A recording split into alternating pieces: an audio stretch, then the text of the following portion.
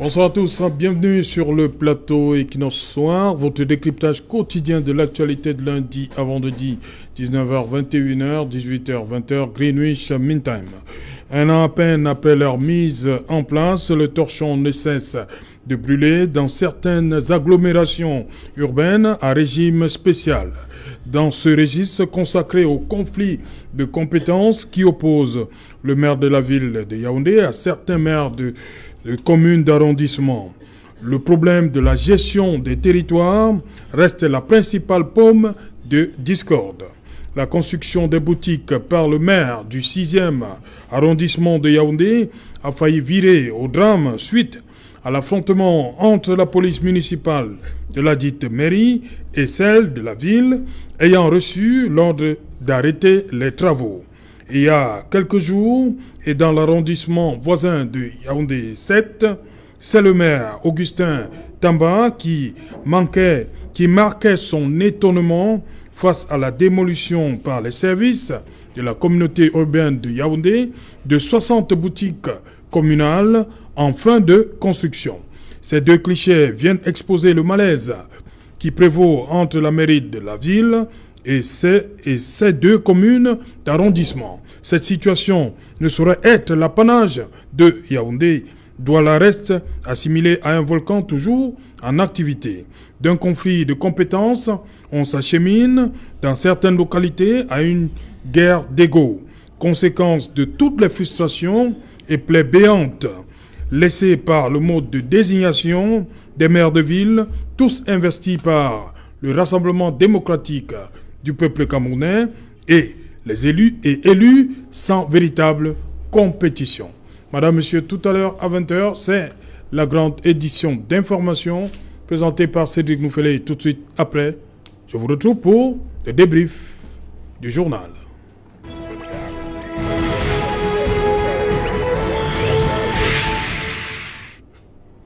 Gestion des espaces verts et marchands dans nos villes, l'éternel conflit. Pour en parler, nous avons invité en plateau ce soir Emmanuel Lebon Afana. Bonsoir Emmanuel.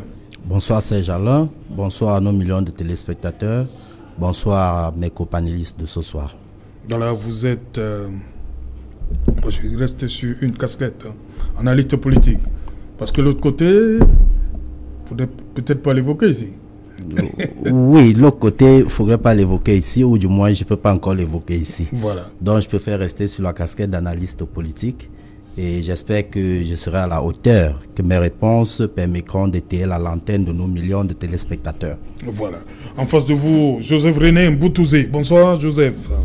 Oui, bonsoir Serge Alain, bonsoir à tous les téléspectateurs d'Equinox. Je suis très heureux de vous retrouver ce soir. J'espère que nous allons faire un débat constructif qui pourra aider ceux qui nous suivent dans les ménages, dans l'ensemble des ménages du Cameroun. Voilà, à côté de vous, lui c'est un ancien conseiller municipal à Douala-Premier pour le mouvement progressiste. Hilaire Maker-Zipan, bonsoir, bienvenue. Bonsoir Serge Alain, bonsoir à tous les téléspectateurs de votre chaîne de télévision. C'est vrai que les gens ne me voient pas trop assez. Cela est dû au fait que le présidium dont le mouvement progressiste fait partie, dans les 7 partis qui ont lancé l'initiative de la modification consensuelle du code électoral, nous absorbe énormément.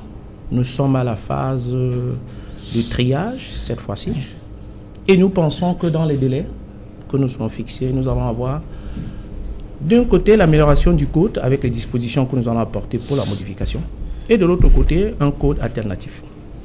C'est la raison pourquoi à vos nombreux spectateurs, je dis donc qu'ils me verront beaucoup plus tard. Pour le moment, la place est à la réflexion.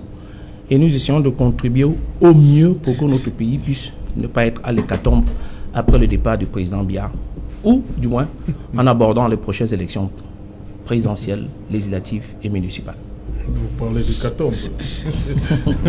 Hilaire Zipan, je reste avec vous. C'est le domaine, vous le maîtrisez. Comment comprendre qu'on en arrive? J'ai pris ces deux cas, Yaoundé 6 et dernièrement Yaoundé 7. Comment on en arrive à un affrontement entre on va dire, les troupes, la police municipale de Yaoundé 6 et la police municipale de la mairie de la ville. Qu'est-ce qui se passe? Conflit de compétences ou bien il y a autre chose derrière? D'abord, pour planter... Tous les deux ont les textes, pourquoi? Certainement. Chacun interprète à sa façon? Certainement, Serge Alain. Pour que les téléspectateurs puissent avoir le fil conducteur de l'argumentaire que je vais développer par la suite, il s'agit donc d'abord dans un premier temps d'expliquer un peu comment nos villes ont évolué dans leur gestion ou dans leur administration. D'abord, dans les années 70-80, pour ne pas dire au début de l'indépendance, les sous-préfets étaient également des maires dans certaines circonscriptions. Et les villes n'avaient pas les tailles d'aujourd'hui. Premier élément. Deuxième élément, le budget n'était pas conséquent. Et puis, troisième élément, la démographie n'avait pas pris autant d'ampleur. Quand j'ai fait cette économie-là, vous voyez donc rapidement, on tombe dans les textes de 74, qui cette fois-là plante le décor de l'organisation d'une ville, mais ne leur donne pas suffisamment des textes les permettant de fonctionner d'une manière autonome. Bien naturellement, à l'avènement de la démocratie, nous avons les textes de 2004, qui cette fois-là vient un peu élargir et donner un peu les champs de compétences d'un côté de la communauté urbaine et de l'autre côté les communes d'arrondissement, parce que c'est dans ce cas-là que les conflits se présentent. Alors, si je pars de 2004 ou de la décentralisation en 1996, pour que nous comprenions très bien, il est dit très clairement que c'est les communes et les régions qui font partie de la décentralisation. La communauté urbaine, ou du moins les communautés urbaines, ne viennent pas que par la loi. Mais, curieusement, un certain nombre de compétences appartenant à la commune est transféré au niveau de la communauté urbaine, cette fois-là, sans ne pas prendre beaucoup de précautions. Et là, je vais faire une digression pour ne pas prendre compte d'un temps qui est très court pour aller à l'essentiel. Les communes d'arrondissement ont des limites territoriales bien définies. Les communautés urbaines n'ont pas de limites. Premier élément. Ça veut dire qu'au point de vue compétence sur la territorialité, en fait, c'est les communes qui emportent sur les communautés urbaines. Pour prendre le cas suffisamment précis, en ce qui concerne par exemple les équipements marchands, sur le principe, c'est les communes qui emportent. Ce d'autant plus que c'est le propriétaire qui perçoit le loyer. Pour faire simple. Mais dans le cas des textes, c'est la communauté urbaine qui perçoit complètement les loyers. Restons. Prenons le cas du marché central de Douala. Exact. Exact. Qui doit faire quoi? En principe, le marché central appartient à qui? Le marché central appartient à la territorialité de Douala 2e. Non, dites à la mairie d'arrondissement de Douala. La mairie d'arrondissement de Douala 2e. Voilà. C'est le marché central de Douala. Le marché central de Douala. Oui. Comme le marché de Nudeido appartient à la commune de Douala 1er. Comme le marché Saraga appartient à la commune de Douala 1er. Mais dès lors, une fois qu'on a créé la communauté urbaine, on transfère donc la compétence, cette fois-là, de la commune d'arrondissement à la communauté urbaine. Mais l'esprit, dans le texte, c'était pour faire des travaux. En fait, les compétences des communes d'arrondissement, c'est pour deux axes. Construction de la ville, en ce qui concerne ces grands travaux, et naturellement. Et cette fois-là, le développement en ce qui concerne l'urbanisation de la ville. Parce qu'il faut un schéma directeur pour avoir une visibilité globale. J'ai l'habitude de dire qu'il n'y a pas de ville en Afrique. Il n'y a pas de villes africaines, il y a des villes qui sont en Afrique. C'est-à-dire que les mêmes problèmes qui s'opposent dans les communes à Paris, les mêmes problèmes s'opposent seulement à Douala. À la seule différence que c'est à Douala qui est au Cameroun et l'autre, c'est complètement en France. Maintenant, une fois que j'ai dit ça, vous voyez qu'on demande à la communauté urbaine qui n'est pas propriétaire de percevoir les droits de place dans les équipements marchands. Voilà la première compétence. Mais à partir du moment où les ressources, les centimes additionnels communaux de la commune constituent le maillon essentiel, on trouve ces centimes additionnels communaux dans les activités commerciales dans les villes. Et là, nous trouvons dans une ville comme Douala, dans les équipements marchands. Donc, que ce soit le loyer, l'impôt libératoire, l'hygiène et salubrité, l'électricité. Donc, tous ces gens-là se trouvent. Alors, quand vous avez aspiré toutes ces ressources et vous avez versé à la communauté urbaine, il va sans dire que les communes d'arrondissement sont pauvres. Et là, je reste dans le cas de Douala 2e. Vous voyez un scandale qui est en train de se préparer à Douala 2e.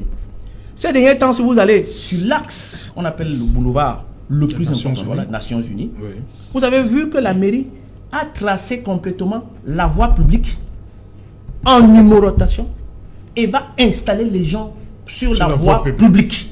C'est-à-dire qu'on refuse les gens de s'installer déjà sur le trottoir. Cette fois-ci, si on allait plus loin, ils demandent de s'installer sur la voie publique. Alors, la voie publique appartient à qui? À la communauté urbaine. À la communauté urbaine. Donc, vous voyez que, à force, en refusant donc de donner les marchés aux communes d'arrondissement, on les a poussés à aller chercher l'argent sur la voie publique. Donc, le désordre est entretenu par l'État lui-même. Okay. Exact. Donc, pour que les gens comprennent très bien. Voilà. Et le dernier élément que je voulais dire, donc, pour terminer, le schéma directeur d'une ville est défini dans un ensemble. C'est-à-dire qu'entre la commune d'arrondissement, la communauté urbaine, les populations et la société civile. Ça, c'est le plan d'urbanisation qui définit le schéma directeur d'une ville.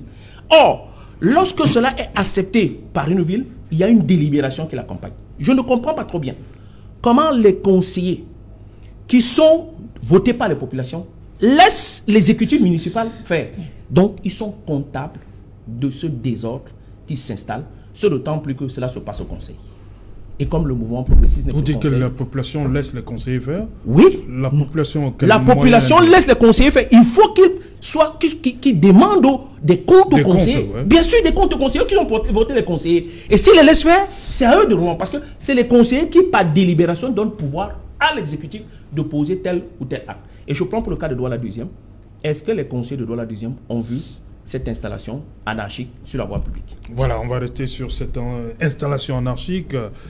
Emmanuel Lebon Afana, vous avez vu ces images des comptoirs, la commune d'arrondissement de Douala 2e qui installe littéralement les commerçants sur la voie publique. C'est numéroté. Hein? Comment comprendre ça? Il a dit c'est parce qu'on a dépouillé un certain nombre on a dépouillé les communes d'arrondissement d'un certain nombre de compétences. Elles sont en train de les arracher. On s'achemine vers un conflit. Bon, en fait, le problème se trouve à deux niveaux. Oui. Il y a d'abord la question de la décentralisation, la question de l'urbanisation ensuite. Et en matière de décentralisation, il y a des textes qui ont été mis en place par notre pouvoir législatif, qui ont été adoptés par le pouvoir législatif, notamment le Code général des collectivités territoriales décentralisées en 2019. Il y a eu les textes d'application relatifs aux communes, aux régions également, qu'on a appelé communément les lois de 2004. Mais en réalité, les compétences sont délimitées dans ces différents textes que je viens de citer. Par exemple, pour le Code général des collectivités territoriales décentralisées, il est clairement défini que les communautés urbaines s'occupent du volet intercommunautaire. C'est-à-dire des questions parce qu'à l'intérieur d'une communauté urbaine, il se trouve de nombreuses communautés, communes rurales ou d'arrondissements. Alors, les pouvoirs sont clairement définis à ce niveau. Si nous nous occupons du volet intercommunautaire, ça veut dire que les éléments comme les projets structurants, comme les grands travaux, sont du ressort de la communauté urbaine. Alors que les éléments locaux ou les projets locaux qui ressortent, n'est-ce pas, des plans de développement communaux, sont de la compétence des communes d'arrondissement. Il est clairement dit cela. Maintenant, le problème se trouve, comme j'aime souvent le dire, c'est que nous sommes dans un état où certaines personnes, lorsqu'elles sont portées à certains postes de responsabilité, ne prennent pas le temps ni de s'informer sur le contenu qui constitue la charge de travail qui est la leur ou de responsabilité qui est la leur dans ce poste de responsabilité, et en plus ne s'entourent pas des personnes suffisamment compétentes pour les guider dans leur mission. Et c'est à ce moment qu'on arrive donc à ce genre de situation. En réalité, les textes ont tout prévu pour la séparation des compétences entre les communes d'arrondissement et les communautés urbaines. Maintenant, c'est vrai, il y a une petite difficulté qui apparaît au niveau de la compétence territoriale, puisque on va par exemple dire, pour le cas des projets de restructuration, notamment les espaces verts dont nous parlons aujourd'hui, ou les espaces marchands, la loi va clairement dire que l'initiative appartient aux communes. Mais la réalisation du projet se fait avec la supervision ou la coordination de la communauté urbaine. Et maintenant, pour certains autres travaux, il faut établir une certaine corrélation, ce que M. Zipan a appelé tout à l'heure, les décisions de conseil. il faudrait qu'il y ait une conjonction de décisions entre le conseil municipal et le conseil de la communauté pour pouvoir mettre sur pied un certain nombre d'infrastructures dans les villes. Mais je reste sur ma logique, c'est que il y a un problème d'ignorance, il y a également un problème de mauvais entourage. Ok. Joseph René Mboutouzé, l'article 244 du Code général dit que le conseil de communauté est composé des maires et des communes et est composé des maires, des communes, d'arrondissements, des représentants. Voilà. Comment comprendre qu'on en arrive à ce déchirement, on va le dire comme ça, alors que c'est des décisions qui doivent être prises en présence et des maires, des communes d'arrondissement et du maire de la ville. Comme c'est le cas à Yaoundé 7, le maire, Augustin Tamba, dit avoir informé la hiérarchie. Quand il parle de la hiérarchie, je suppose que c'est le maire de la ville, par rapport à la construction de ces 60 boutiques. Il dit qu'il est surpris qu'on vienne détruire tout ça. Est-ce qu'il y a un problème? La communication, il y a un problème de communication? Ou bien c'est les égos, comme tu l'as dit? Chacun fait bien le maire. Comme il est dans son arrondissement, il pense que c'est lui qui est le maître, c'est ça? Bien le maire de la ville a son mot à dire partout? Non, vous savez, avant il y avait les communautés urbaines et dans les communautés urbaines il n'y avait pas un conseil. Maintenant qu'il y a les mairies de la ville, conseil de communauté. On a pris dans chaque mairie des conseillers municipaux qui forment dans le conseil de la mairie de la ville. Donc je pense que... Ça tu existais, non? Il a dit pas avec les grands conseillers. Non, bien sûr. Ça tu existais. Voilà, c'est un ensemble de différents conseillers qui avaient été élus dans les différentes mairies de la ville, qui forment maintenant le conseil de communauté. Alors je ne pense pas que lorsqu'ils se réunissent là-bas, dans le cadre de la mairie de la ville, qu'ils oublient qu'ils sortent d'abord des mairies d'un arrondissement précis, d'une mairie précise. Je crois que ces accords-là doivent d'abord commencer à ce niveau. Par exemple, si vous êtes grand conseiller de Douala et que vous sortez de la mairie de Douala 5e, vous ne pouvez pas aller là-bas dans l'optique de croire que la mairie de la ville devrait défavoriser les actions de la mairie de Douala 5e. Mais moi, je ne suis pas un juriste. Je vais laisser le soin à mes deux autres panélistes de parler de droit. Moi, je vais parler en tant que manager pour dire que au Cameroun, nous avions beaucoup de problèmes de juridisme. Voilà. Or, et lorsqu'on s'arrête sur des cas de juridisme, on perd un peu ce qu'on appelle la légitimité. Parce qu'il y a un conflit permanent entre la légalité et la légitimité. Si on s'arrête tout le temps sur des problèmes de légalité, on perdra de vue des problèmes de légitimité parce que la légitimité appartient au peuple. Et comme la légitimité appartient au peuple, cela voudrait dire que tout ce qui est fait dans l'action publique, tout ce qui est engagé dans les politiques publiques, concourt au bien-être du citoyen. Alors l'action du maire de la ville et des maires d'arrondissement devrait d'abord aller pour la satisfaction du citoyen de la ville de Douala. C'est-à-dire que les querelles entre ces deux entités ne devraient pas être de nature à venir empiéter sur le bien-être que les populations de la ville attendent. Et pour cette raison, il est préférable que parfois, même si de première vue, la loi peut vous donner raison, mais la légitimité que vous voulez que l'action légitime qu'un acteur, soit-il le maire de la ville, pose, et qui va en direction de renforcer le bien-être du citoyen, soit prise en compte par la mairie de la ville. Par exemple, quand on construit les boutiques, je suppose que c'est parce que la demande est réelle. Et l'aménagement urbain impose que ces boutiques soient construites. Est-ce que pour des problèmes de juridisme, le maire de la ville doit venir casser des boutiques qui sont déjà... Permettez donc, Joseph René Mboutouzé, vous avez pris le cas de ces boutiques. Le maire de Yaoundé 7 dit exactement ceci, en réponse au problème d'occupation anarchique du carrefour Nkolbison par des petits commerces. La mairie a entrepris de construire un espace commercial afin de recaser les commerçants. Oui, et en plus, vous savez, Serge Alain, lorsqu'un maire construit les boutiques, ce ne sont pas les boutiques du maire. Voilà. Ce sont les boutiques de la mairie.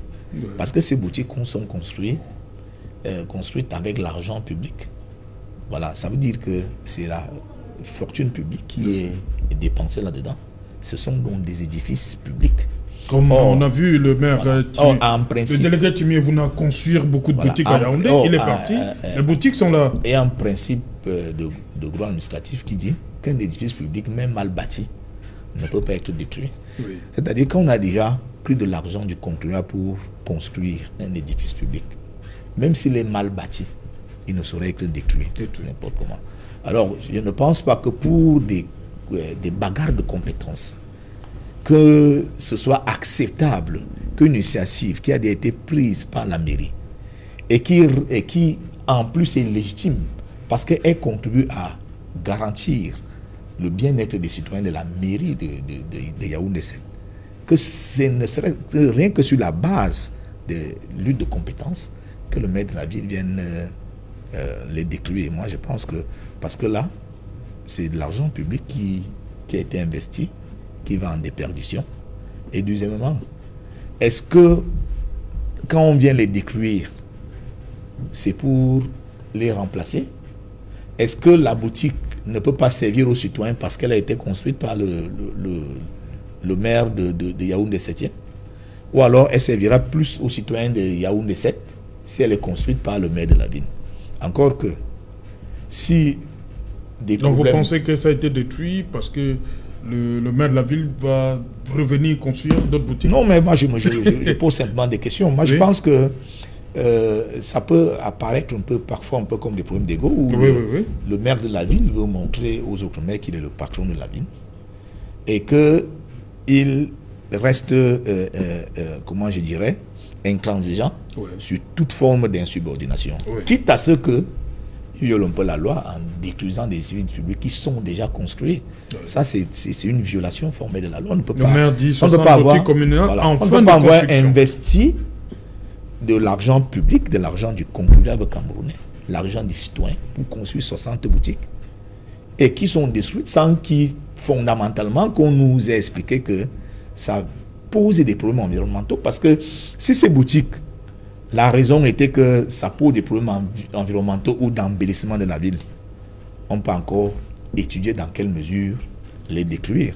Mais si ce n'est que parce que le maire de Yaoundé n'a pas de compétence selon le maire de la ville, même si les tests le disent. Et c'est pour ça qu'il faut que chaque manager, parce que les maires sont des managers, sache toujours faire l'adéquation entre le texte et qui lui garantit la légalité et le contexte social qui garantit la légitimité. Parce que toute action qui bénéficie aux citoyens, toute action qui renforce le bien-être du citoyen est une action légitime. Et lorsqu'une action est légitime, il faut la protéger. Ok. Oui, là je pense sur ce cas-ci, qui doit construire les marchés? Ces espaces comme celui-là. Quand il y a des textes, il ne doit pas avoir de polémique. Je pense que ce que nous devons expliquer aux populations, c'est soit les textes ne sont pas bons, soit il y a des limites dans les textes, mais se donner en aise d'expliquer le texte, mais pas ce qui est écrit, n'est pas de bonne politique. D'abord, la première, le conseil de la communauté a toujours existé, M. Boutouzi. Toujours. Maintenant, avant, le délégué du gouvernement était nommé. Maintenant, il est élu. Ça, c'est la première différence. Avant, il n'y avait qu'un délégué.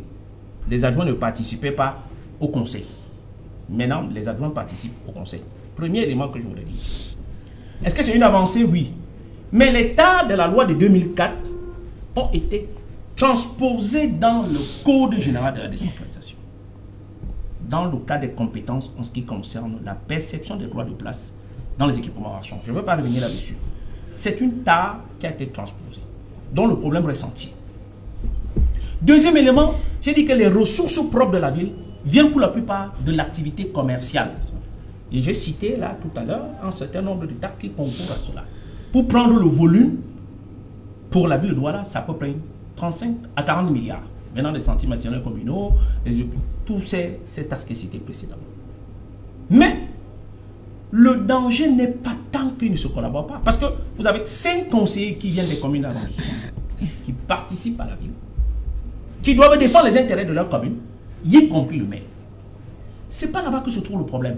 Parce que je suis convaincu, pour le cas de Yaoundé 7 et de M. Augustin Tamba, que je connais bien, il ne saurait pas se donner des aises de construire une boutique sans ne pas encadrer son activité par des textes juridiques. Parce que toute activité posée à l'intérieur d'un conseil doit avoir la validation du représentant de l'État, qui est le préfet. Oui. Et qui est en même temps le chef ou la tutelle de la commune d'arrondissement que autant la communauté urbaine. Donc il est suffisamment bien placé pour savoir. Donc, entre le projet à la pensée, entre trouver les fonds, entre sa réalisation, il y a la délibération qui est validée par naturellement le préfet. Donc, le maire de la ville de Yaoundé connaissait très bien que M. Augustin Tamba était en passe de construire 60 boutiques. Donc là, c'est un faux argumentaire quand on essaie de dire qu'il est venu casser. Il ne faut pas cacher les problèmes entre le maire de la ville de Yaoundé et M. Augustin Tamba sont sous-jacents, ce d'autant plus que M. Augustin Tamba est le président de l'association des maires du Cameroun. Et à ce titre, on n'a pas été très accepté. J'ai vu pendant la campagne, il n'a pas été très accepté par le maire de la ville. Il ne faut pas avoir peur de le dire. Mais maintenant, M. Augustin Tamba est au-dessus de cette considération. Mais de là à ce que le maire vienne casser les boutiques, c'est un autre problème. Et cela laisse quand même croire aux populations qu'il y a des gens qui sont au-dessus de la loi. Qu'est-ce qui interdit que l'on traîne le maire de l'arrondissement ou le maire de la ville pénalement en justice? Rien n'interdit. Donc je préfère pas rentrer dedans, mais je pense que ça va être. Mais tout à l'heure, M. Fana a soulevé un problème en disant non. Dans les communes, il y a le secrétaire général. Son rôle, c'est de rappeler les textes en permanence aux élus. C'est son rôle. C'est-à-dire que vous prenez, il dit non, ce n'est pas en conformité des textes. C'est tout son rôle. Donc, dire que les maires ne sont pas suffisamment encadrés, non, ils sont bien encadrés. Mais la seule différence, c'est qu'il y a les secrétaires généraux qui laissent les maires faire. Sachant bien que c'est en violation des dispositions légales et sous le prisme de la tolérance administrative. Ou parfois, dans le vide juridique que la loi présente. Donc, des éléments sur lesquels ils exploitent. Maintenant, pour dire à l'urbanisation, il y a un texte de l'urbanisation au Cameroun qui encadre toute l'urbanisation. Et je peux vous dire, entre le plan directeur de la ville, du schéma directeur de la ville, il y a le plan d'occupation du sol, le plan d'occupation du secteur, le plan d'aménagement de la ville, le plan d'aménagement du coin. Donc, il y a toute une batterie de textes et d'aménagements qui vous contraint à ce que pour poser un édifice public dans une zone, il y a tout cet encadrement-là. D'où vient-il? Moi, je ne comprends pas trop bien. Que les conseillers laissent faire. Parce qu'en fait, ce n'est pas tant le maire, c'est les conseillers. Parce qu'ils sont élus dans différents quartiers. Et les gens les voient bien, on vous élit, vous arrivez à la communauté, on vient mettre une boutique là, ils regardent, et puis le matin, il vient vous donner le pain, il vous donne la sardine, et il vous dit non, laissez. Non, une ville ne peut pas avoir pour expression complètement les équipements marchands. Cette rue, naturellement, qui jonche, qu'est-ce qu'on en fait? C'est un besoin, ceux qui sont là, on est tout à fait d'accord. Mais le problème, c'est que ceux qui gèrent la ville à l'heure actuelle ne la projettent pas. C'est tout. Je vais vous prendre un cas. Vous pensez que le marché Sandaga, comme on dit souvent, est suffisamment mieux exploité au point de vue géographique, du moins au point de vue urbanisation? On ne peut pas le faire en hauteur, on ne peut pas gagner en espace. Vous vous posez pas cette question-là? Vous pensez qu'à Douala deuxième, on ne peut pas gagner en hauteur, on ne peut pas faire en espace, au marché Kouloulou, on ne peut pas faire ça en espace. Donc, il y a des possibilités. À la seule différence que ceux qui nous gèrent à l'heure actuelle ne se projettent pas trop loin. Premier élément. Ensuite, il est pense, j'aurais souhaité que vous continuiez par Ndokpassi, vous avez vu, tout est vite. Vous parlez de hauteur, mais tout le monde a choisi l'axe. Parce que le problème, comment comprendre ce qui se passe à Ndokpassi? Ils vont en hauteur et ils amènent les premières boutiques complètement devant. Oui. Ça doit être en hauteur et en profondeur. C'est-à-dire qu'autrement dit, l'espace de devanture doit être suffisamment large pour que le gars rentre, même pour parquer, et avoir les séries de boutiques complètement sur les côtés, les angles. Parce qu'en fait, la position commerciale est très... Qui doit mettre de l'ordre dans Passy? Mais naturellement, c'est la personne à qui on a donné de construire le marché. C'est la personne, ce n'est pas la ville. Non, je dis ceux qui occupent la chaussée carrément. sur l'axe. Le problème, c'est que ceux-là, il faut avoir deux catégories. Il y a ceux qui occupent pour faire complètement le déballage, comme on dit souvent. Je vais vous prendre un cas de cœur. Ça me donne vous avez vu comment M. Timibouna a résolu le problème de Yaoundé, de Mokolo. Oui. Il a créé un espace pour tout ce qu'on appelle généralement les déballeurs. Oui. C'est-à-dire que ceux qui déballent le matin. Ça n'appartient à personne. Vous venez le matin, vous payez vos 100 francs, vous déballez, vous prenez vos trucs, vous vous en allez. Oui. C'est une possibilité. En Tobassi, le fait qu'on le tolère, que les gens s'installent, payent soit 100 francs ou 200 francs, faire en sorte que cette taxe journalière crée du désordre et crée de l'embouteillage. Il faut éliminer complètement cette taxe-là. Ça ne sert à rien. Il faut les éliminer. Parce que c'est une pompe, c'est une pompe aspirante qui appelle le gars de quitter sa boutique pour venir complètement s'installer là. Et puis donc maintenant, le dernier élément, c'est trouver les moyens pour développer la ville. Parce que c'est là où se trouve le problème. L'endettement aujourd'hui des communautés urbaines et des communes d'arrondissement est assujetti complètement à l'État, au ministère des Finances. Tout emprunt au niveau des banques doivent être suffisamment encadrés. Et là, ça vous fait une intermède, et j'ose croire que vous allez faire certainement une émission là-dessus. C'est le cas du scandale de la CIMIC. Vous connaissez très bien comment ça s'est passé ici, ça a été lancé en grande pompe. Mais aujourd'hui, on a un administrateur provisoire, on a un gestionnaire qui s'entête, qui est parti délégué de gouvernement pour être PCA, on a qu'il y a dans le trou probablement 1,2 milliard qui manque, et la ville de Douala a besoin d'à peu près 150 milliards pour se développer dans les grands projets. Entre cet imbroglio juridique dans lequel les gens ont mis de l'argent pour développer la ville et dans lequel il n'y a pas d'issue qui se trouve au tribunal, et l'envie de la ville d'emprunter à peu près 150 milliards pour ces différents projets, il y a que les populations se perdent. Donc, ceux qui sont là à l'heure actuelle, au-delà des textes et des compétences, donc ils peuvent jouir dans leurs responsabilités à l'exercice de leurs fonctions, il n'en demeure pas moins qu'ils ont très peu de vision.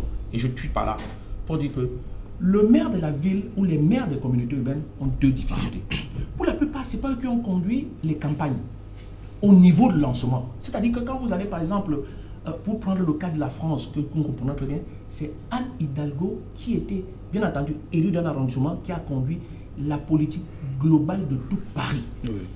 Le maire Mbassandini n'était pas le patron et n'apparaissait pas au début de la campagne comme celui qui devait être en finalité le maire de la ville de Douala. Parfois, il apparaît que c'est quelqu'un qui n'était pas préparé à la fonction et qui est donc obligé d'enfourcher certainement ses responsabilités. Parfois, ils sont tous au-dessus de son épaule et il doit parfois renvoyer l'ascenseur à ceux qui l'ont eu. Qui ne sont pas nécessairement les conseillers municipaux. Voilà, justement, c'est un aspect que j'ai également développé en début d'émission. Est-ce que le monde, la façon avec laquelle ces maires, super maires, comme on dit, de manière triviale, sont arrivés, est-ce que ce n'est pas là aussi ça ne trouve pas son explication à ce niveau-là? Oui, merci pour cette question, mais avant d'y répondre, je voudrais revenir sur ce que M. Zipan a dit tout à l'heure. Et il a semblé ignorer le conflit qui existe souvent dans les mairies entre le pouvoir politique, qui est celui du maire, élu par le peuple, qui estime avoir toute la légitimité et toute la légalité, et le pouvoir du secrétaire général, qui lui est administratif. Il y a souvent eu des conflits entre les deux. Tout à fait. Voilà. Et ces conflits font donc à ce que, même lorsque le maire voudrait prendre une décision, ou alors, et qu'il rencontre l'opposition du secrétaire général, le maire pose le veto en tant que ayant reçu le pouvoir du peuple. C'est-à-dire agissant à ce moment-là directement comme étant un représentant du peuple. Et ce que lui reconnaît d'ailleurs la loi, parce qu'il a été élu, il a reçu le pouvoir du peuple. Alors il y a ce problème qui se pose souvent. Maintenant, j'ai également entendu dire que j'ai considéré que c'est plus gros. Sur le secrétaire général, je vous aide rapidement pour vous aider. Oui. Pour qu'on sorte de là. En principe, les secrétaires généraux doivent disparaître. Ce d'autant plus qu'on a aujourd'hui des tribunaux administratifs. Justement. Ça veut dire que si on n'est pas d'accord avec le maire, le tribunal administratif, en principe, justement, le secrétaire général doit être parti. En principe, on doit les justement. Et je voulais, là c'est revenu. J'ai entendu dire que j'ai l'impression que les maires de ville, n'est-ce pas, lorsque les exécutifs sont mis en place pendant les conseils municipaux, les conseils de communauté, n'est-ce pas, qu'il y a souvent un imbroglio sur le plan juridique. J'insiste et je persiste. Et vous avez dit tout à l'heure que j'ai dit que les maires étaient suffisamment très mal entourés. Non, je n'ai pas dit que les maires étaient suffisamment très mal entourés. J'ai dit ceci. Lorsqu'on prend certaines fonctions, nous sommes dans un pays où le système électif n'impose pas une certaine compétence, un certain background à la base. On a donc des commerçants qui se retrouvent à la tête des mairies. On a des gens qui ont un niveau éducatif, un niveau académique qui n'est pas suffisant pour comprendre les textes, pour comprendre la logique juridique qui encadre la gestion des communes et même des communautés urbaines. Alors on se retrouve donc avec des exécutifs municipaux ou même urbains qui ne maîtrisent pas le droit. À ce niveau, donc, il est nécessaire pour ces exécutifs. Voilà pourquoi, à l'entame de mon propos, j'ai dit on a deux problèmes qui peuvent justifier ce conflit qui existe aujourd'hui entre les maires et les maires de ville. Celui de l'ignorance et celui du mauvais entourage. Ils ne s'entourent pas des personnes ressources, très souvent, qui puissent les aider à comprendre la complexité des textes juridiques qui encadrent la gestion des communes et des communautés urbaines. Je l'ai dit. Maintenant, je reviens sur votre question. Si vous pouvez m'aider à me rappeler la question. Non, je disais qu'il y a ce problème à Yaoundé 7 et le maire de la ville qui il a fait construire des boutiques. Mais est-ce qu'il ne s'est pas entouré de... Parce que voilà, lorsque vous regardez le document, il dit qu'il a informé la hiérarchie par rapport à... Mais aujourd'hui, comment comprendre que ces boutiques soient détruites comme ça là? Oui, est-ce que ce n'est pas un problème d'ego? Sur la question de savoir si ce n'est pas un problème d'ego ou alors si ce n'est pas lié au mode de désignation. Oui. C'est la question que vous avez posée. Je voudrais dire qu'il y a eu suffisamment d'avancées sur le plan de la désignation des maires de ville. Ils sont aujourd'hui, ils ont d'abord la légitimité du peuple, des localités. Les maires de ville qui sont les mairies, parce que c'est des conseillers. À la base, c'est des conseillers. Oui, oui, c'est vrai. Ils sont d'abord élus, conseillers municipaux. Ils sont d'abord élus. Ils ont eu l'accord du peuple. Et maintenant, à travers le mode électoral qui est constitué de... Mais ils n'ont pas l'accord pour diriger la ville, comme disait Hilaire Zipan. Est-ce qu'ils ont été élus pour être à la tête de la ville? Je suis d'accord qu'ils n'ont pas été élus pour être à la tête de la ville. Voilà. Comment ça, ils n'ont pas été élus? Pardon? Comment ça, ils n'ont pas été élus? Pour être à la tête de la ville, à l'origine de l'élection. Non. Ils ne se présentent pas à la base. Bien sûr, mais pour être maire de la ville. Mais ils se présentent pour être conseiller municipal. Et ils sont élus maintenant comme maire de la ville par leur père, les conseillers municipaux, qu'on appelait les grands électeurs. Voilà. C'est ça le système. Et ça n'entache en rien leur légitimité. Puisque à la base, ils sont soutenus par le peuple et maintenant soutenus par leur père, qui sont les conseillers. Le problème n'est pas la légitimité, le problème c'est la légitimité. Le problème c'est, comme vous l'avez si bien dit, c'est la visibilité politique qui est étayée par un programme. Je prends un cas pour que vous compreniez. Je suis d'accord avec vous.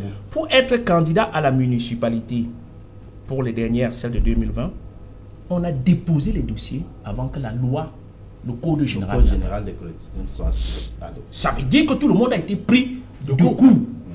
Et donc, par conséquent, celui qui est aujourd'hui à la mairie de Douala, qui est le docteur Mbassan Tiné, d'office et dès le départ, ne s'est pas construit comme le maire de la ville. C'est une fois élu qu'il a proposé un programme pour être maire de la ville. Et vous connaissez très bien tout ce qui a jacassé à l'intérieur. Et je termine pour dire que la difficulté vient de là aujourd'hui. Toutes les difficultés viennent de là aujourd'hui. Et c'est pour ça qu'avec les mairies d'arrondissement, il a toutes les difficultés du monde. Comment expliquer aussi simplement qu'un maire va tracer la voie publique en carreau, numéroté et vendre les espaces de la voie publique à la deuxième? Comment on peut expliquer ça? Comment?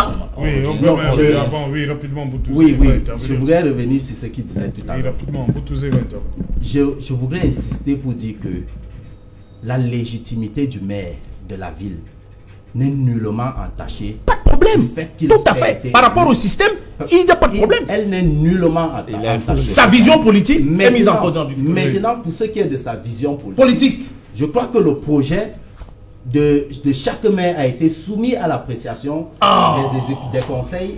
Et d'où vient la compétence? Et d'où viennent les conflits? Et maintenant, d'où viennent les conflits? Voilà pourquoi j'ai parlé au départ du mauvais emploi. Le conflit ne naît pas du programme.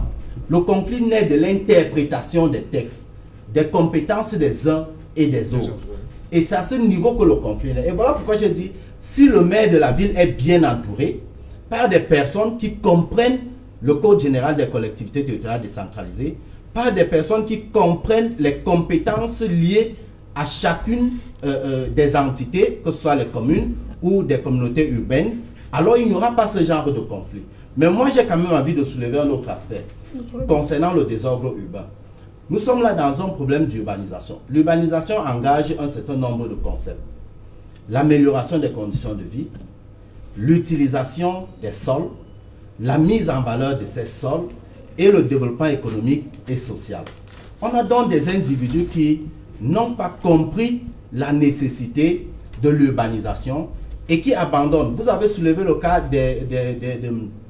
du marché de Nkoloun, ici à la douche, même au marché central. On voit bien des individus qui abandonnent leur boutique et qui préfèrent venir utiliser, permettez que j'utilise le terme de leur jargon, qui préfèrent venir attaquer au niveau des trottoirs. Il y a ce problème qui se pose. Alors on aura beau créer des édifices, des marchés, tant qu'on ne résout pas le problème de la moralisation des marchands, ce problème persistera. Okay. Ça veut dire que la base voudrait que l'on revienne sur la moralisation, sur l'instruction civique, pour que chaque Camerounais comprenne que le domaine public se limite à ce niveau, le domaine privé se limite également à l'autre niveau. Ouais, mais on a un cas que développe, ne cesse de citer Hilaire Zipan, le cas de Douala 2e, où la chaussée, où la mairie de la commune d'arrondissement Douala 2e a décidé de faire des boutiques sur la chaussée avec des numéros. Oui, comment comprendre ça sur la voie publique? Oui, Serge Alain, moi je reste constant dans ma démarche du début, oui, pour dire que le maire, au-delà de ses fonctions politiques comme maire, parce qu'il a la tête d'une organisation qu'on appelle la mairie, est un manager, tout comme le maire de la ville. Et moi je reviens dire que il faut que nous changeons de paradigme. Nous ne devons plus être des administratifs à la tête des organisations, mais nous devons être des managers. C'est quoi la différence entre l'administration et le management? Parce que les maires aujourd'hui, et d'ailleurs beaucoup de managers publics, continuent à se comporter comme des administrateurs. Or, c'est quoi la différence entre faire l'administration et faire du management? L'administrateur, c'est des gens qui posent leur action en se rassurant à chaque fois que celle-ci est encadrée par le test. Quitte à ce qu'ils n'atteignent aucun objectif, ce qui l'intéresse d'abord, c'est le respect de la législation. Donc ça doit être encadré. C'est ce que les préfets, les consuls, les sous-préfets font. Mais un manager doit poser ses actions en fonction de l'objectif du résultat qu'il va atteindre. Même si parfois les tests sont violés. Parce qu'il faut toujours regarder ce qui est plus important.